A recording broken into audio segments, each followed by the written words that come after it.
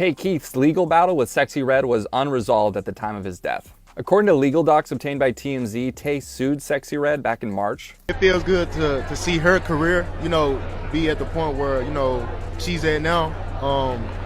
We've been putting on for, I guess, the culture for the past year, so it's definitely a good moment to be here for, me and her, So apparently Sexyy Red never paid Tay Keith for several beats. And I just saw her tribute post to him yesterday. How do you know you're in a legal battle with someone you're not paying them? You're even posting them saying that you're like family. That's nasty work, I'm not gonna lie. The whiplash is real, and the internet is calling foul on what many see as ultimate hypocrisy.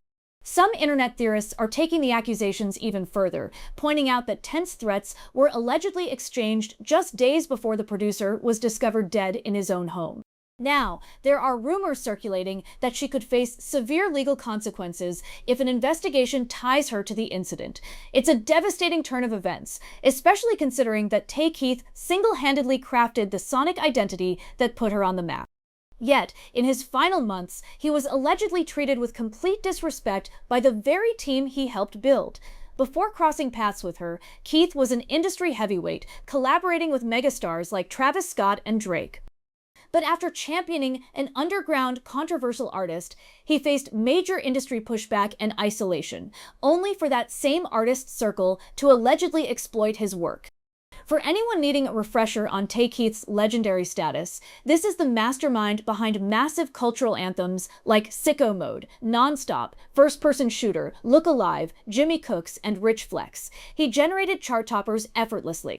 Despite having the industry in the palm of his hand, he chose to mentor Sexyy Red when she was completely unknown, providing his elite production entirely for free because he genuinely believed in her raw potential. Choosing to back her wasn't easy. His peers heavily criticized the move. Keith admitted that people ridiculed him relentlessly, not just for working without a paycheck, but because they genuinely thought her style was unmarketable. But he tuned out the noise. The backlash got so severe that even his closest confidants questioned his sanity. People were trolling the absolute life out of me. They were really going in. I wasn't getting any positive feedback, even from my own circle. They kept asking, "What are you doing?" But I just saw the vision. It was that simple. I believed in her. We had a real brother and sister bond. I backed her completely. I truly believed we were dropping the best club anthems out there. That's my sister. No industry games, no fake love, just pure respect. The truth is, without his precise curation, her career trajectory would look entirely different. Every single breakthrough track that defined her celebrity status, from Pound Town and Ski to Get It Sexy and her mixtape In Sexy We Trust, carried his sonic fingerprint. He built her brand from scratch. But genuine loyalty rarely survives the greed of the music business. Once she achieved mainstream success and aligned herself with the Rebel Music Group record label, the dynamic shifted entirely. But I love seeing you have this moment right now, and I love that it's with Tay too, because I just think it's just a match made in heaven. And it's funny because like when I had Tay here earlier this year, like I don't know if he mentioned it at the time, but it's just funny thinking about how like at that moment like this mega hit that y'all just both and had. he didn't even know. And it was so early on too. Yeah, because we ain't know that mug was gonna do what it did, but. Right. Cause I was like, when I first made it, my people was like, man, send him that so he don't think you just playing on his beats. Like, cause people, people gonna get on his beats and rap serious and stuff. Of course. I'm on there just freestyling, just saying, crazy shit. They like, send him that to make sure he approve of this. Right. But he was fucking with it. He was like, this hard. But I don't think he thought it was that hard until he seen how people was like, they like, damn, like, yeah, it's really. Suddenly, the producer who built her foundation was left out in the cold. Initially, the duo had a verbal agreement. Since he provided his early production free of charge, he would be compensated via back-end royalties once she secured a major label deal. But when the checks started rolling in, she allegedly shifted the blame, telling him that financial disbursements were the label's responsibility, not hers.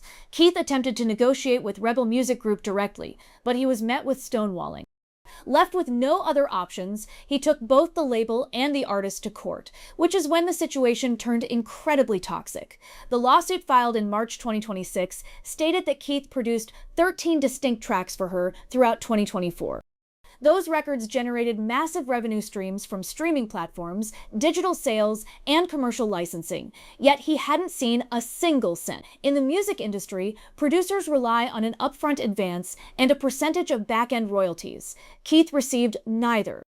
Furthermore, the lawsuit alleged that the label completely hid the financial ledgers, making it impossible to calculate the exact debt. This classic entertainment standoff is known as an accounting dispute. He petitioned the court to mandate a full financial audit, calculate his owed earnings, award damages, and legally define the label's financial obligations.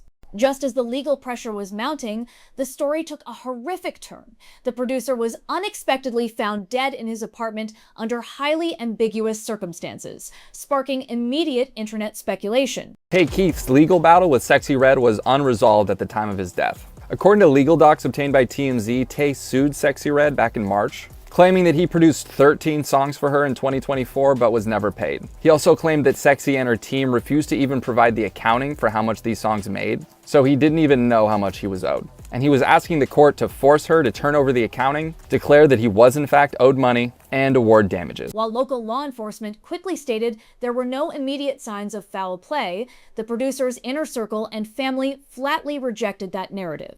His longtime creative partner, Blockboy JB, went public with shocking accusations, hinting that multiple high-profile industry figures might have been involved in a wider conspiracy. JB uploaded a series of emotional posts, including a heartbreak emoji, a nostalgic photo of the two of them from back in the day with the caption, "Damn cousin, you just hurt me bad," and a screenshot of a daily call log proving they were in constant communication right up until the end. He added, "We talked every single day. You didn't tell me you were leaving." The sudden frequency of their calls remains a mystery, but insiders speculate it was tied to escalating pressure and intimidation Keith was receiving regarding the ongoing lawsuit. The situation exploded when JB published a highly aggressive post directly targeting Sexyy Red, Travis Scott, and Drake, explicitly holding them accountable for the producer's untimely demise.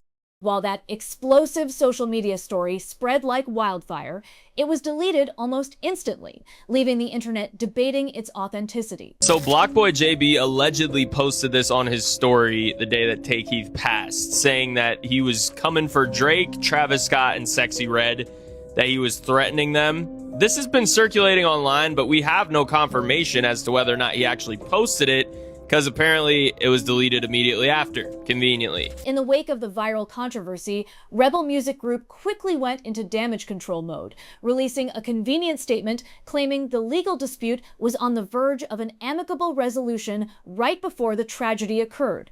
Critics find the timing incredibly calculated. The label's legal representative, Demika Davis, issued a statement that was met with widespread skepticism online. Sexyy Red is completely heartbroken over the devastating loss of her close friend and creative partner, Tay Keith. Tay was a generational talent, and through his brilliant work with Sexyy, he became a beloved friend to the entire Rebel family. We extend our deepest sympathies to his family. Royalty restructuring is strictly a label administrative task, and we have been working hand in hand with Tay Keith's legal team to finalize an agreement to ensure he was fully rewarded for his incredible contributions. We were in the final stages of closing this deal before this week's shocking news, and we are currently working with his estate to ensure all pending payments are processed immediately. Sexyy Red also attempted to quiet the critics by sharing a gallery of old photos with the caption, "Blood in, blood out, we brothers, but not related. I love you, brother, still the best duo." The internet, however, isn't buying the corporate narrative. Comment sections are flooded with fans accusing the label of exploitation. One prominent comment read, "Producers literally engineer her entire career, and they couldn't even settle up for 13 hit records. He gave her a career, she gave him a legal battle followed by a rest in peace post. This industry is ruthless. Pay the creatives or the hype dies. R.I.P. Tay Keith, the tag is immortal." Another user added, "The fake affection online is exhausting. She refused to credit or pay him while he was here, and now she's acting heartbroken. It's deeply disturbing." Outro. The internet remains divided over what truly happened behind closed doors during this legal standoff. Do you think the sudden resolution of the lawsuit is suspicious, or is the internet jumping to wild conclusions? Drop your theories in the comments below. Don't forget to hit that like button, subscribe for more deep dives, and click right here to watch our next breakdown of industry drama. See you there!